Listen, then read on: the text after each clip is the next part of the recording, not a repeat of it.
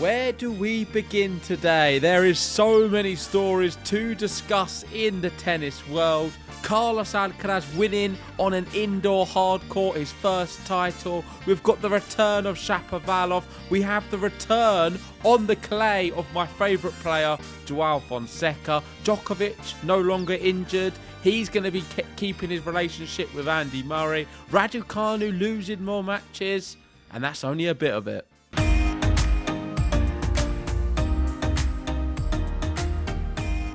Carlos Alcaraz, he has won his first indoor hardcourt tournament, and when he was asked after the match, do you wish Jannik Sinner was here? He said, nah, actually, I don't miss him at all. Obviously, Jannik Sinner, the big winner in Australia, and Carlos Alcaraz had some catching up to do, and he did it in style. He had a tough match against Alex de Minaur, who's ever improving, but it's great to see Carlos. He hasn't lost any of that oomph, and he is looking to hit the ground running for the rest of 2025. Yeah, I really enjoyed that final. I sat there, watched it at home with my dad, and it was a really competitive match in spells. But Alcaraz is better than de Minaur. And unfortunately for de Minaur, as much as I have noticed he's improved in 2025, he still can't get to the Sinner or Alcaraz level. And he lost Rotterdam last year to Sinner. This year he's lost to Carlos Alcaraz. And I think the only way he wins that event is if he doesn't play either of them. Unless something drastically changes and he gets even better next year. But I still really enjoyed the event. My big story, I know you've led with that one, and we'll speak about that in some more detail in a second, but is the return of one of my favourite players, and that is Joao Fonseca, someone who I've picked as my wild card for the year. He's cracked the top 100. He had a great Australian Open, defeating Rublev in the opening round. Is that right? Yep. And now we're going to see him on a clay court. He's at home in South America. We've got Buenos Aires in Argentina coming up. I believe that's a 250. And then the big one for him, which will be very significant because it's in his hometown of Rio in Brazil, ATP 500 afterwards. So let's see how he gets on. There's going to be, I think, a lot of pressure on him. Whereas the other events, there wasn't so much. I think there is a lot of pressure on him coming into these events because there's going to be a lot of South American, a lot of Brazilian fans watching his matches more so than any other player. And he's going to have to be able to cope with that pressure. Well, definitely. I mean, he has now put himself on the map, and a lot of people speaking about him being the next big thing. Obviously, he's only played, I think, one match since the Australian Open defeat to Sonego, and that was to Humbert in the Davis Cup, where he just lost in straight sets. But he's back on the clay, like you say. He's back in South America. This is his perfect surface, really. This is where you expected him to really come to life. The sort of similar to the way that Alcaraz, we expected him to come to life on clay when he finally hit the ground running on the tour. And it was sort of Rio, like you said off camera, was the place where Alcaraz, where he sort of was made his name, wasn't it? It's like an ATP 500 event. It's one where if you're a good young clay court player, you can make a name for yourself. And he's already made a name, like you say. Will the pressure get to him, or will he just thrive like we saw at the Australian Open? I mean, he was so exciting. The way he's able to play up to a crowd in a big moment, and the way he's able to just hold his nerve. I think I've not seen that from a young player since Lernertian against Medvedev. No, not for a long time though. And it's really exciting. I think clay is where we're going to see him really shine, but we were just lucky to see something extra special on hard courts first. And this Buenos Aires tournament is stacked. I don't know if you've had a look at the draw, but it's a fantastic tournament. It has started. Lajovic beat Cabuenas Buena in the opening round, and Zer beat Muller. Runa is the second seed, and he was practicing with Fonseca today. Yeah. And I know you've got some things to speak about on Holger Rune, so we'll speak about that in a second. But Zverev will be the number one seed. And I've said on some recent episodes, I think Zverev is best on a clay court. I think that is his best surface. Despite how well he's been doing at the Australian Open and on all of the surfaces, I think his peak level I've ever seen was on a clay court at Roland Garros. And he was so good against Rafael Nadal that day. He was fantastic the year after as well, last year. So Zverev, I think, should win this event. And he doesn't have to play his best tennis to do so, despite some of the other big names in there. Fonseca has got other dangerous players around him. You've got Musetti there, who I think's great. And if you just keep going down, there's one other one I wanted to speak about. Keep on going. Yeah, here. Obviously, Navone, I'm not sure if he's the same as what he was, last year? Last year, yeah. But there's some dangerous players around here. And Rune, of course, can do some damage too. But the big one, I think, is Musetti up the top. But I think because he's at the top, he wouldn't have to play him until a final. Is that right? Yeah, it looks like it. I mean, Musetti, the number 3 seed up there, and Zverev, I mean, got to be a hot favourite for this title. But Cerundolo's in there as well. He's another great player. There's so many good. Sebastian Baez. You got Diego Schwartzman with a wild card. Everyone's going to be packing the stands to go and see Diego versus Jarry. I mean, you never know when it's going to be Diego's last ever match. And is it going to be his last tournament, this one? I'm not sure. I know that he did announce retirement very, very soon.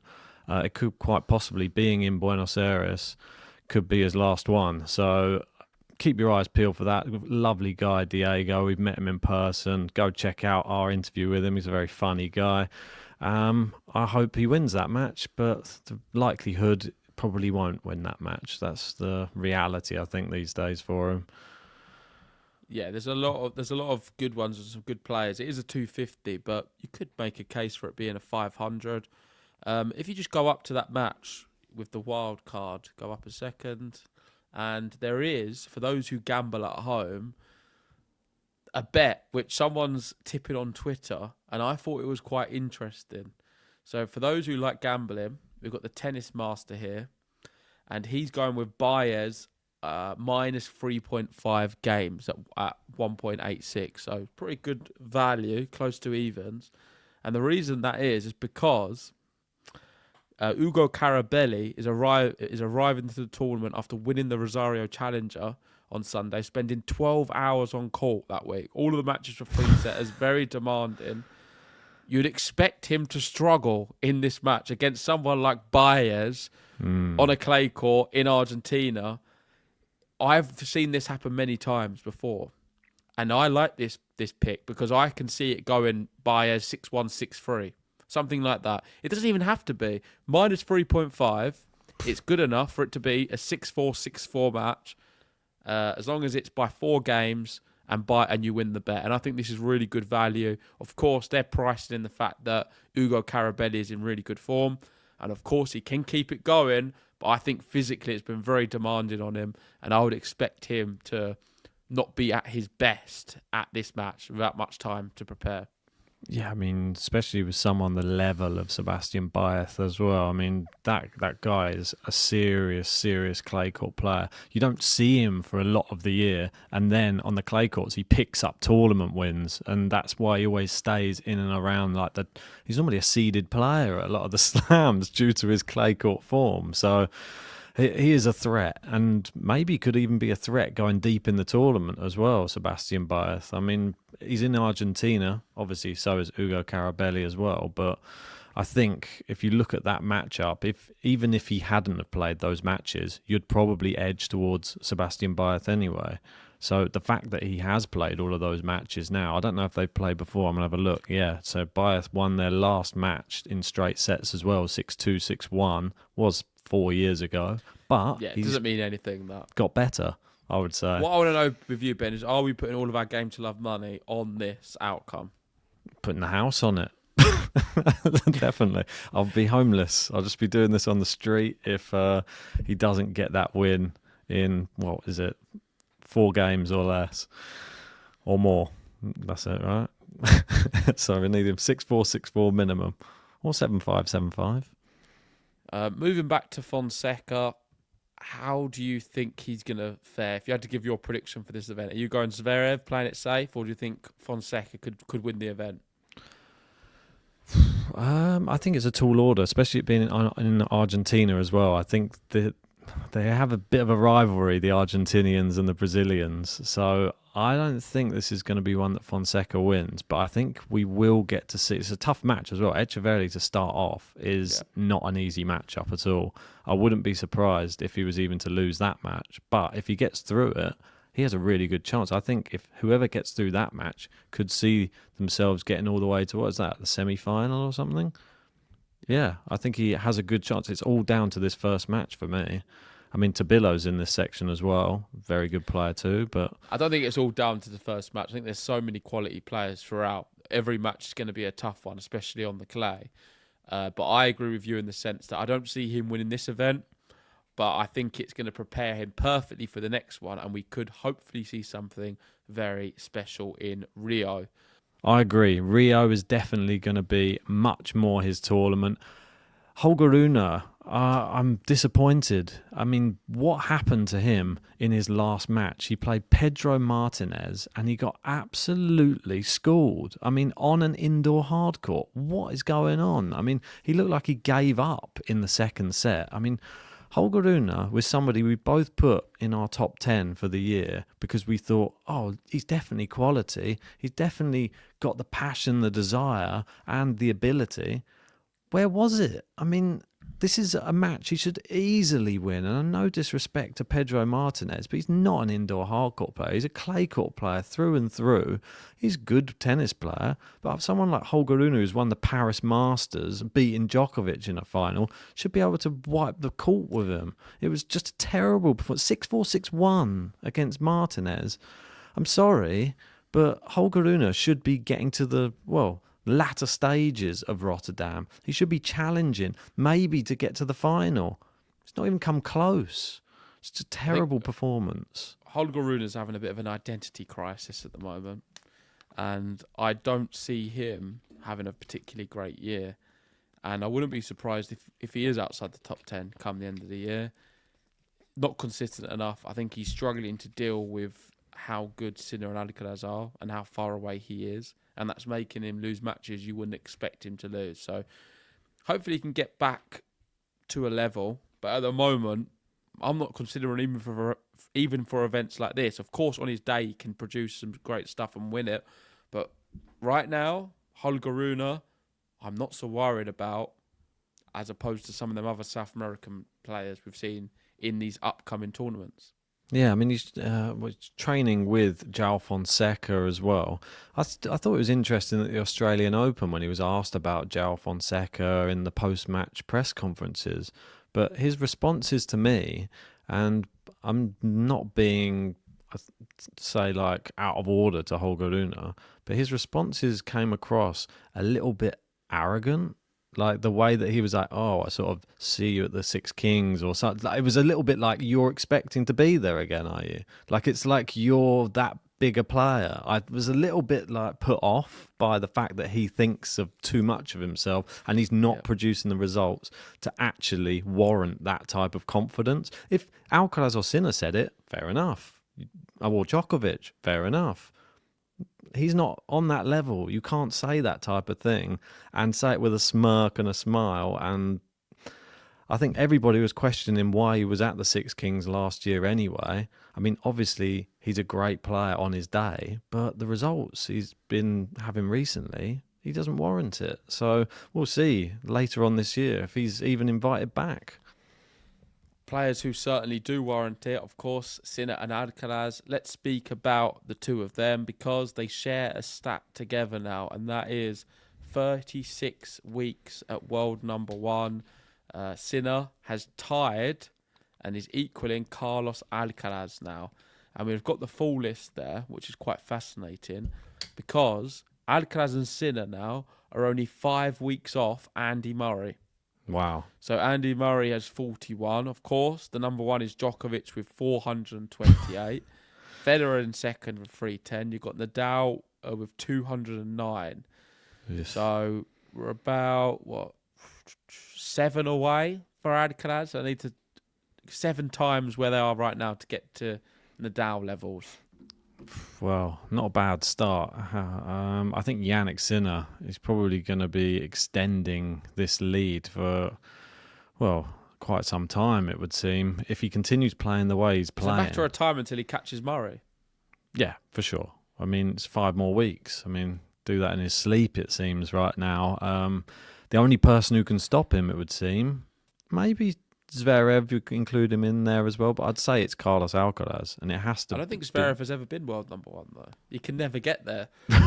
He's been 1 match away from claiming, but then he always loses or someone else wins, and it just doesn't happen for him. He's a slam final win away from world number 1 probably every time, but then just gets pipped at the post. It's unfortunate. He's a top player, but will we see Zverev on this list?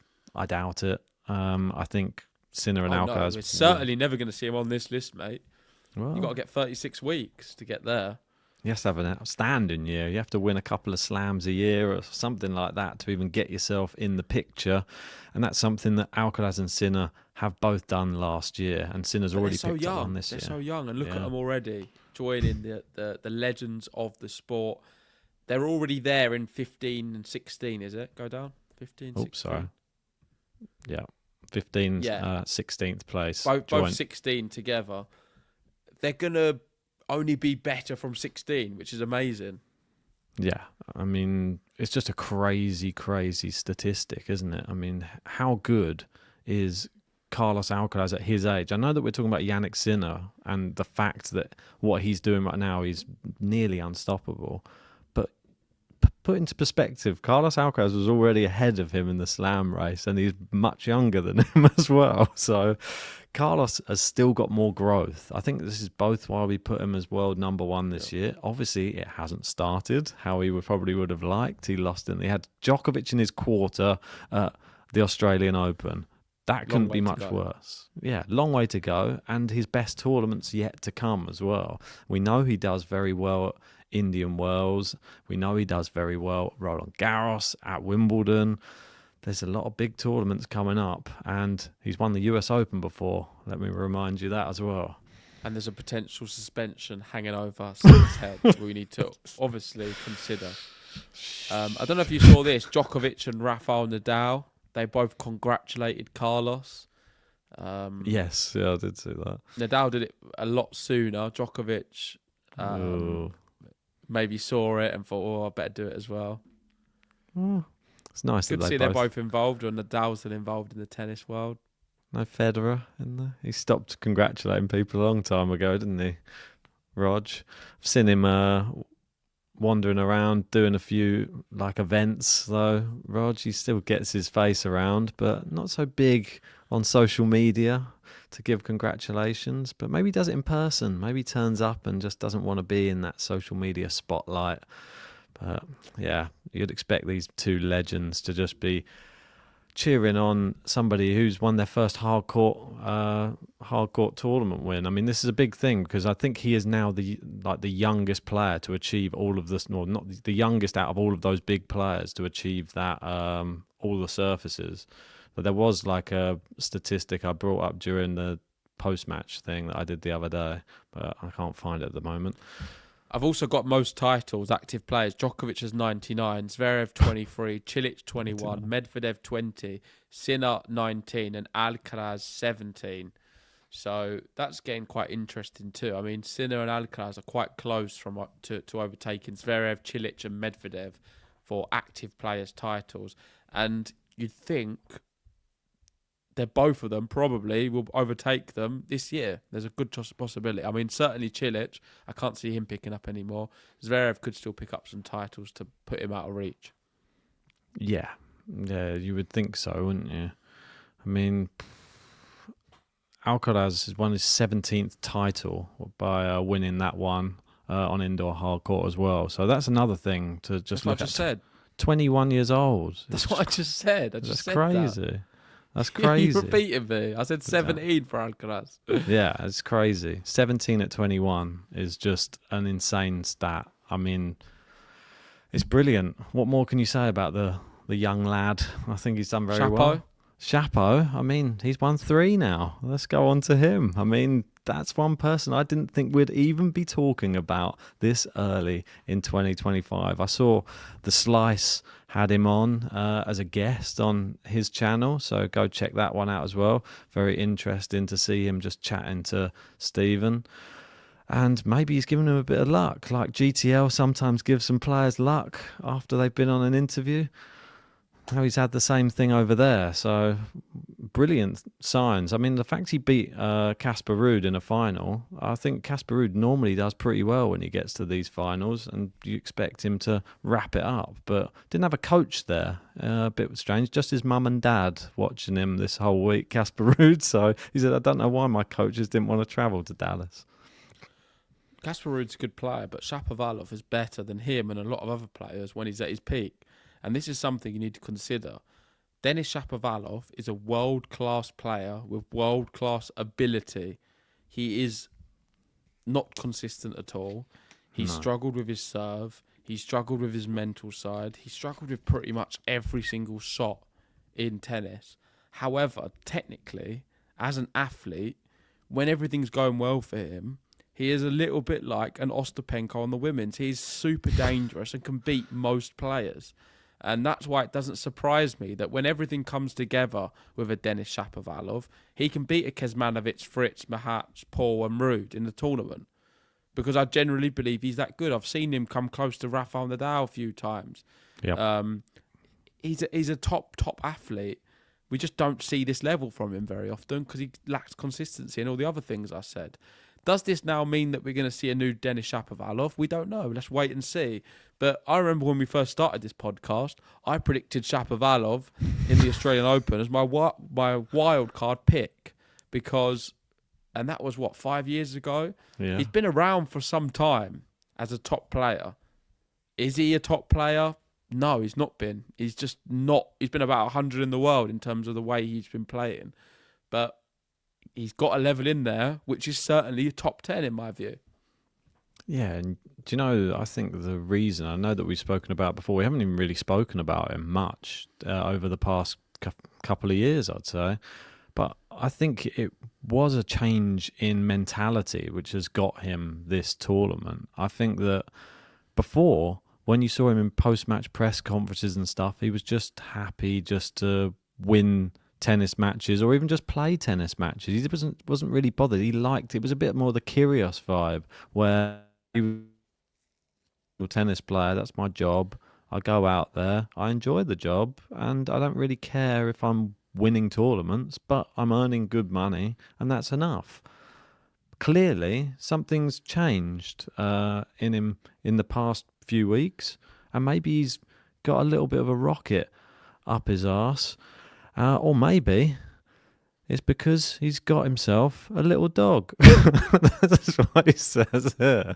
I didn't know that all it took was to get a little dog. All of a sudden, I'm much calmer on the court.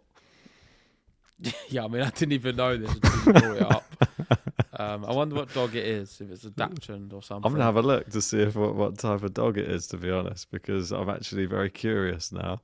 But I just thought it was quite funny. But I think that's the one thing that he hasn't needed is to be calmer on a tennis court. He has always been erratic and he always looks like he's very hard on himself on a tennis court. You can see, remember that one time, he's obviously very famous for hitting that ball at that umpire that one time that hit him in the face and got defaulted.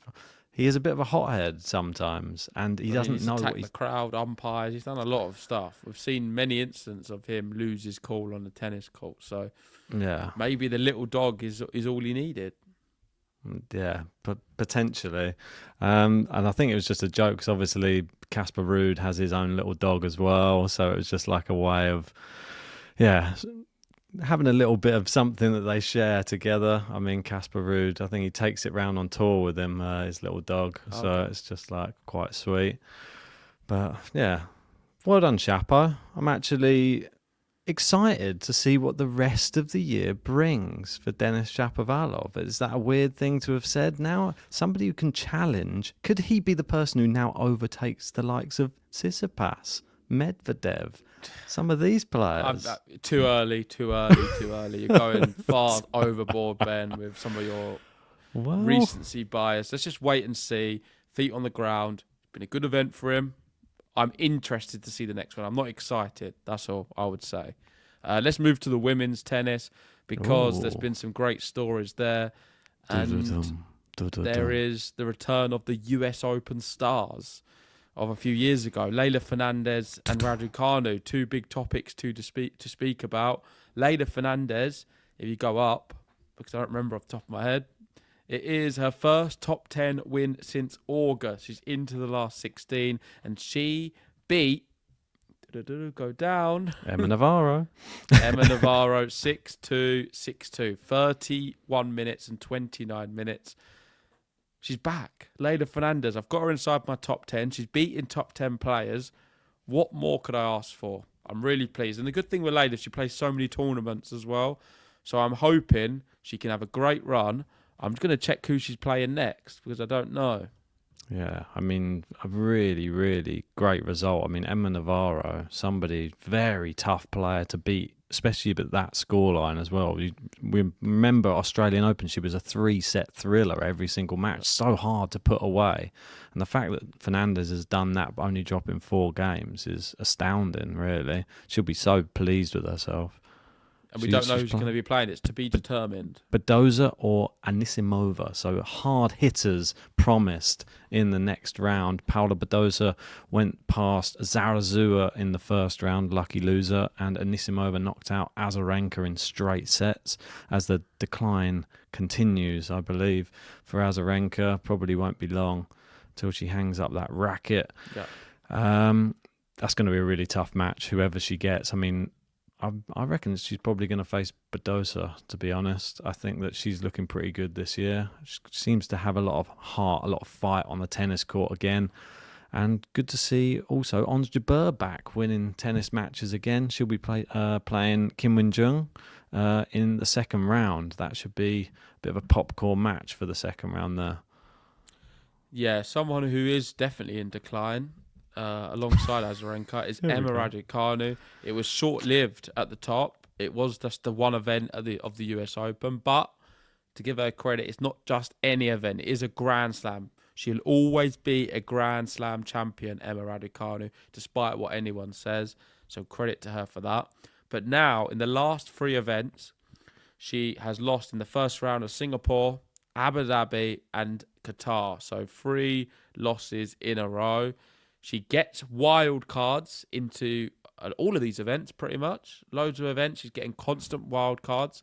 My question to you, is it time we give wild cards to other players who are more deserving?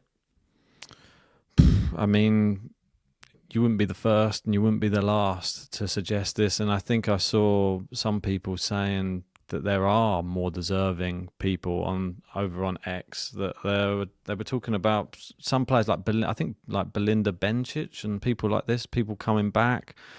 They weren't gifted wildcards. She actually worked her way up, I think, Bencic, from the ITFs again. She played a few ITFs. She got, I don't think she won them, but she still got herself back in a really good position to play top tennis again. And now, look how good Bencic is again. She looks amazing.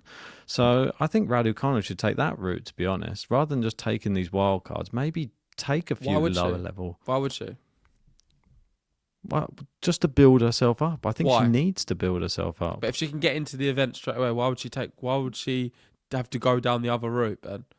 What you're saying makes no sense. No, but I'm saying to be able to build herself up. Look who she's been playing, though. I mean, I think the Buxa one she should have really won.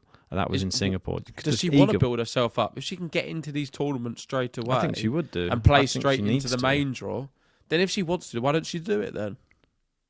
I don't know. Because there's probably too much money. Do you not understand? Well, how can it not make sense to you? If you're giving wild cards into all the big events without having to play any of the low-ranked ITF events, then most people, not just her, most players, including myself if I was a player, would take that opportunity. She is granted wild cards to be at these events, so she's going to obviously play them. She doesn't have to do the tough route like everyone else does. Yeah, it's sad. It's a not even privilege. qualifying. She's getting a privilege. The thing was, that I think with this event, I think that she was going to be gifted this no matter what. That's the sad thing. There was a lot of probably other players who would have liked to have had their name in the hat, but as soon as she was probably interested in going, they know that it puts bums on seats, and that's it. But it's only for one match, and it's a bit disappointing because it's actually somebody who she beat in the first round of the Australian Open. But since she beat her in the first round of the Australian Open, she actually went on and she's undefeated since that match, Alexandrova. She won in Austria, a tournament just last week. It's a tough match. I still think that one was a tough one. She should have beaten, I think, Vondrousova and Buxa. They're both winnable matches for me. But the Iga one, she was just nowhere near her. There was just completely different levels of tennis. For sure. And let's look at Emma Raducanu in individual events since the US Open in 21. So she's entered, I think this was probably a few days ago, so maybe you can add one to all of these. So she's entered 43, match wins 43, and now match losses 43. So it's all 43, I believe, give or take one. I think that's accurate. Longest win streak's only 3 matches. Title 0, finals 0, semi-finals 2. The average opponent ranking in wins is 106, and the average opponent ranking in losses is 63. So she's losing to players on average around 63 in the world and beating players around 100. That would suggest her ranking is probably between the two of them, around 60 to 100. She's 80th in the world. That's where her level is. And that's why when people say on here, she's the best British hope we've got, she's not. She's not that good. And then, unless she changes a lot of things and wants to dedicate herself to the sport and goes to play qualifying events and the lower level events to build herself up, she's not prepared to do that. She wants to just get the wild card straight in. A lot of people would do the same. I probably would as well in that situation. But you can't then say she's got a passion and a hunger to do really well and be a successful tennis player. And I think people like you, Ben, need to stop defending her. Not really defending her. I'm saying she should drop down and go to some lower level events. That's exactly what I'm saying. The one thing that I think, remember when she first came on the scene, and remember when she had that little Wimbledon run and everybody was getting all excited. After that, she went and played a challenger, remember? It wasn't like she went and played a challenger. She lost in the final. I think it was it Clara Towson, possibly? Yeah. And that was a really good momentum for her to be playing a lower level tournament, then coming into the US Open. Then she had to qualify at the US Open. She went all the way through the qualifying and then carried the momentum. Since then, she hasn't done any of those type of tournaments that gave her any momentum. She's got no momentum whatsoever. She just has to start. Who do you blame for that then? I don't really know. There's got to be some blame on her, but there's got to be blame on the tournaments as well for giving her wildcards, because you're not helping her growth really as a player. How can she... But is it up to the tournaments to grow players, do you think? No, How they're much after money. responsibility does a tournament have in terms of growing the tour and things? I think there is an element of they do have a responsibility to the greater good, but the ultimate thing is for them to put on a show and sell tickets. Yeah, of course. And if they put an Emma Raducanu there, it's going to sell more tickets. So that's why they would do that. Of course. But I then look, firstly, to Emma Raducanu as the majority of the blame, because she has the ability to enter these lower events and also go through qualifying, or if she can't get into the events, just play other ones at a lower level. But she doesn't opt for that route. She just waits for the wild cards, takes them, and then loses.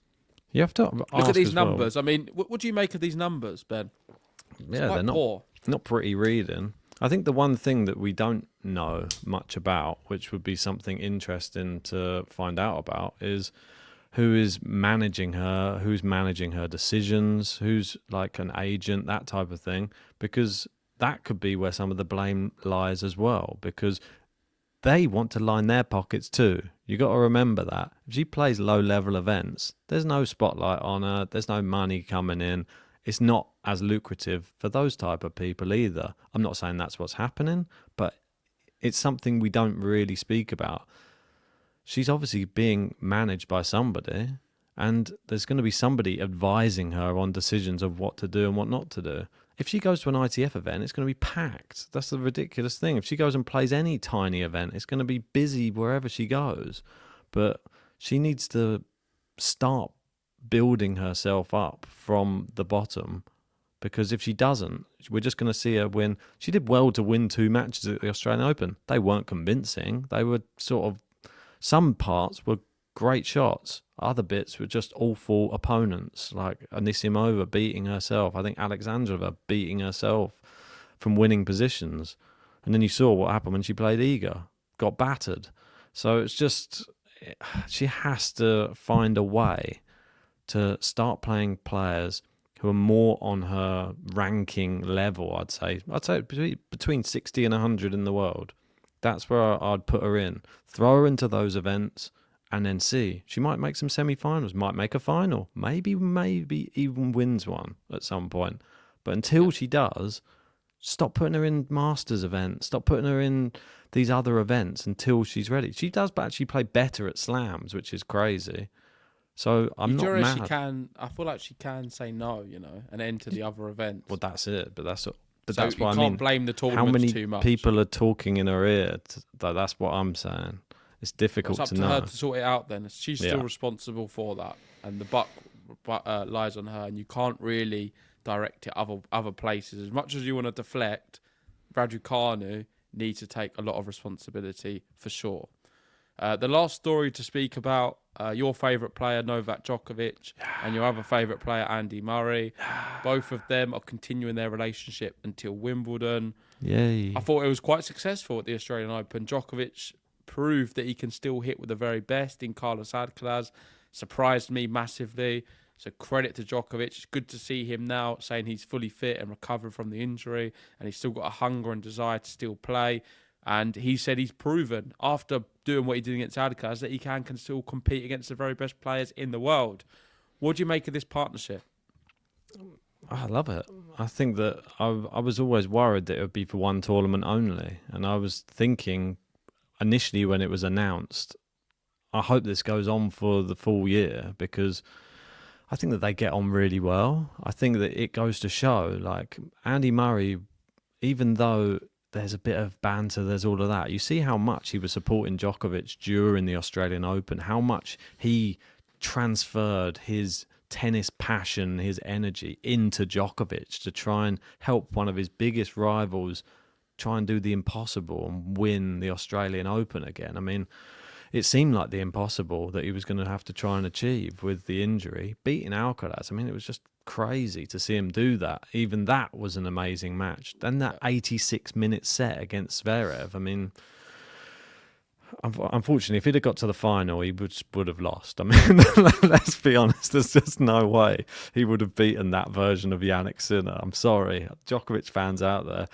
I'm delusional to a point, but there's only so much I can watch of Jannik Sinner playing like that and realise no one was beating him in that tournament. He just looks like, it was 10 out of 10, wasn't it? So I'm just excited to see if Roland Garros can be the tournament where Djokovic now can grind people out. As long as he's not got any injuries, I know that it's going to be very difficult to stay away from the injuries now, being at his age. But if he can, I think Roland Garros is a really good opportunity for him. Yeah, I think this relationship is purely a bit of fun. And I don't think the role Andy Murray plays is that significant or important. But I do like it. It's interesting, and I think it might give Djokovic an extra percentile at the very most. But I don't think it's going to influence too much of his performances. I think at this stage of Djokovic's career, it's just someone to lean on and vent to, and it maybe distracts as well off of what he's doing, because there'd be some questions about Murray and that relationship. It's something a bit new and interesting to keep him occupied. But in terms of his tennis, I'm not sure how much that's going to be improving under Murray. But that's just my opinion. The one thing that I think that Andy Murray brings is just how he played against Djokovic. He can see how he would be playing to expose Djokovic's game on the court. And I think that that's the one thing, because he did well against Djokovic in slams and had some very close matches. He has a champion's mindset to know how to unpick Djokovic's game. And he might be seeing what the opponent's doing to try and unsettle him, and maybe can give him some advice like that other people, like some players, wouldn't see what Murray's seeing, I think. Well, let us know in the comment section, what do you think of that, and what do you think of all the other things we discussed on this episode. If you haven't already, please hit the like button, subscribe if you're new, and we'll see you very soon for another podcast to see how Fonseca gets on in South America, and all of the other tennis stories, what's happening. We'll keep you up to date as and when it happens. That's it. Follow us on Spotify, Apple Podcasts. Give us a 5-star review. Bye-bye.